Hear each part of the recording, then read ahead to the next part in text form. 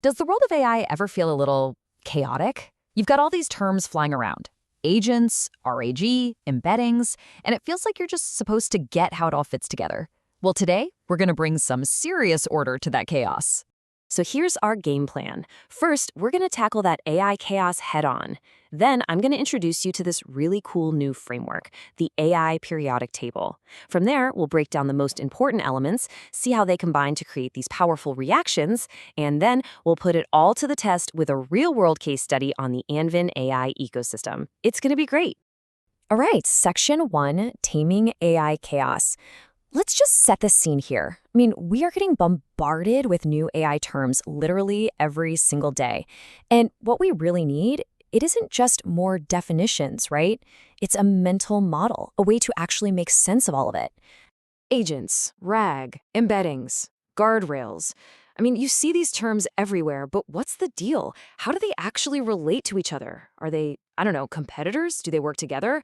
Are they different levels of the same basic thing? It's honestly pretty confusing, but you know what? It doesn't have to be. And that brings us to the big idea for today. What if we could organize all these AI concepts just like chemistry organizes the elements, with families and periods and predictable reactions? Okay, Section 2, the AI periodic table. So let's get into the solution. We're going to use this conceptual AI periodic table to take all these complex ideas and arrange them into a simple, clear, and really powerful structure. Now, I got to put a quick disclaimer out there. This is not some official AI periodic table handed down from on high.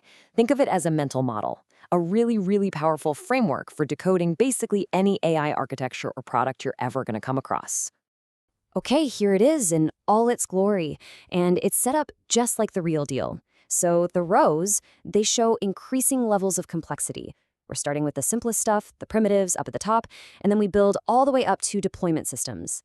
And the columns, those are like families, grouped together by what they do. For example, you've got retrieval, which is all about memory, or models over on the right, which kind of act like the stable noble gases. They're the engines that everything else reacts with. All right, let's start breaking this thing down. We're going to decode the most important elements on this table. Seriously, these are the fundamental building blocks you need to understand pretty much any modern AI system out there today. So we're going to start at the very beginning, row 1, the primitives. Think of these as the atomic units, the absolute basics. You've got P for prompt. That's just your instruction.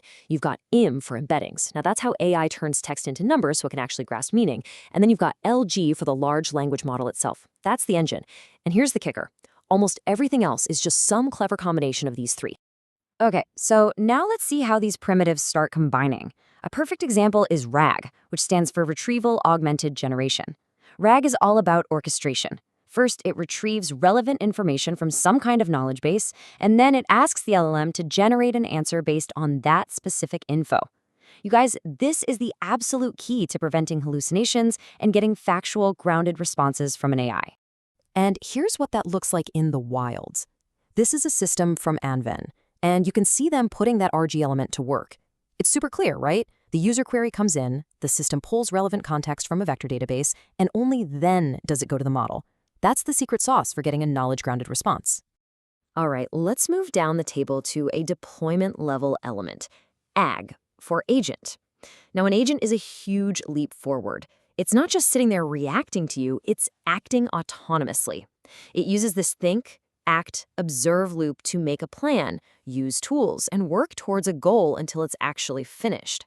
This is where we see the shift from just following simple instructions to true autonomy. And if we take a peek at the Anven ecosystem again, we can see exactly how this plays out. The agent is the brain, right? It's the reasoning engine. But it's frameworks like LangChain that give it its power, connecting it to all these external tools and APIs, so it can actually go out and execute really complex, multi-step tasks. Another totally crucial deployment element is fine-tuning, which stands for fine-tuning. This is how you create a specialist AI. You take a general off-the-shelf model and you keep training it, but on a very specific data set. Maybe it's legal documents or your company's private code base. What you're doing is baking that domain knowledge directly into the model's DNA, into its weights.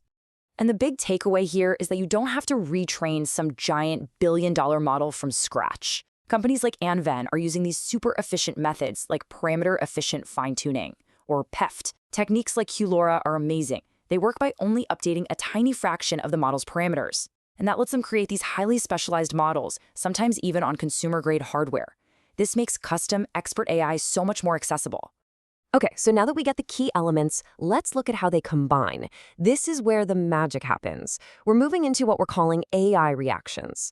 These are the powerful combinations that actually run the applications we're all using every single day. So let's map out probably the most common AI reaction in the enterprise world today: production RAG. This is exactly how you build a chatbot that actually knows your company's private data. So, step 1, you embed all your documents. Step 2, you store those embeddings in a vector database.